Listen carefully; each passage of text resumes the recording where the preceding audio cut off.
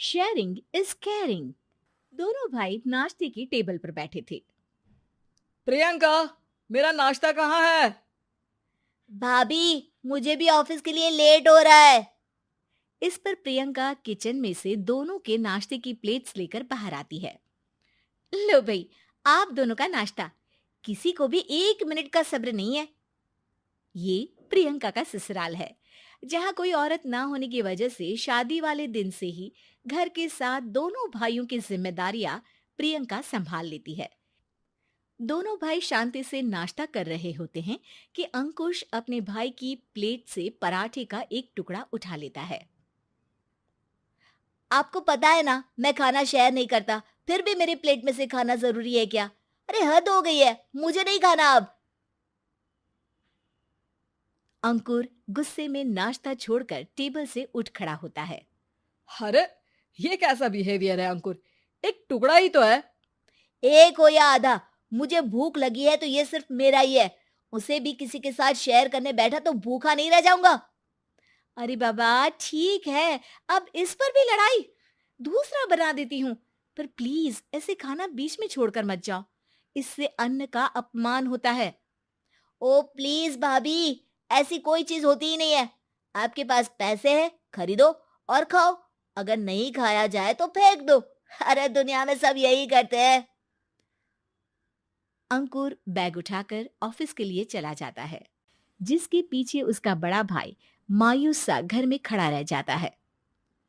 जिसने बचपन से सोने की चम्मच में खाया हो, उसे दुनिया के बारे में क्या पता होगा। वैसे गलती तो हमारी ही है। अगर कभी बचपन में ही सही गलत का फर्क सिखाया होता तो आज ये हाल नहीं होते। आप फिक्र क्यों करते हैं जी? भगवान है, वो जो भी करता है सबकी भलाई के लिए ही करता है। और जब वो चाहेंगे तो अपनी तरह से अंकुर भैया को भी सब कुछ सिखा देंगे। पत्नी की बात पर विश्वास कर अंकुश भी ऑफिस चला जाता है। सुबह से दोपहर होती है और अंकुर लंच करने ऑफिस के पास वाले रेस्टोरेंट में पहुंचता है, जहां वो एक साथ बहुत सारा खाना ऑर्डर कर देता है। सर, क्या कोई आपको ज्वाइन करने वाला है? नहीं तो क्यों? अब कुछ नहीं सर, ऐसे ही।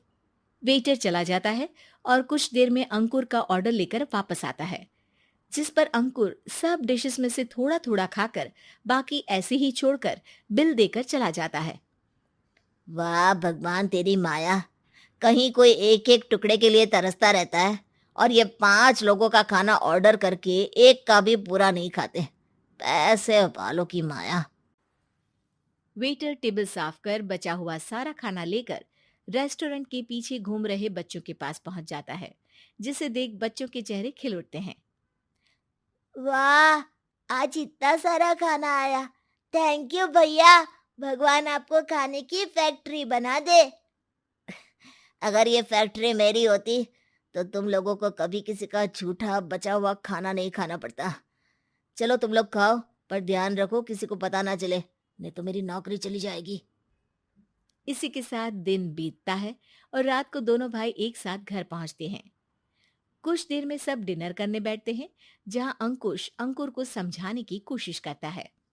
अंकुर, अगर हमें लाइफ में सब कुछ मिला है, इसका ये मतलब नहीं कि तुम उसका गलत फायदा उठाओ, बल्कि तुम्हें उसकी मदद से दूसरों को भी मदद करनी चाहिए।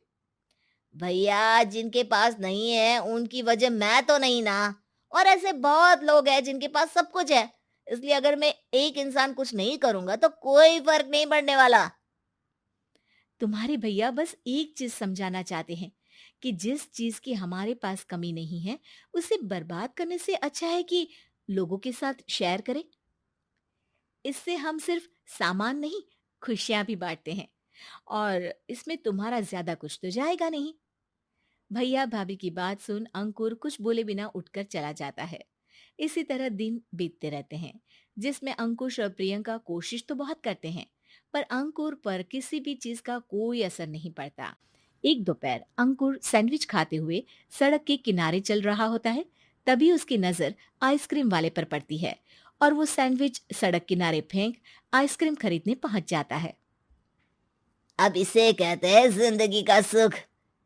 जैसे ही अंकुर आइसक्रीम लेकर पीछे मुड़ता है, तो एक आदमी को सड़क से वही सैंडविच उठाते हुए देखता है।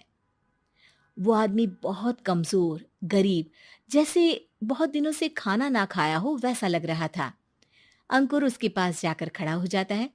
उसे देखकर आदमी सैंडविच अंकुर की तरफ कर देता है। आपको भी खाना है क्या?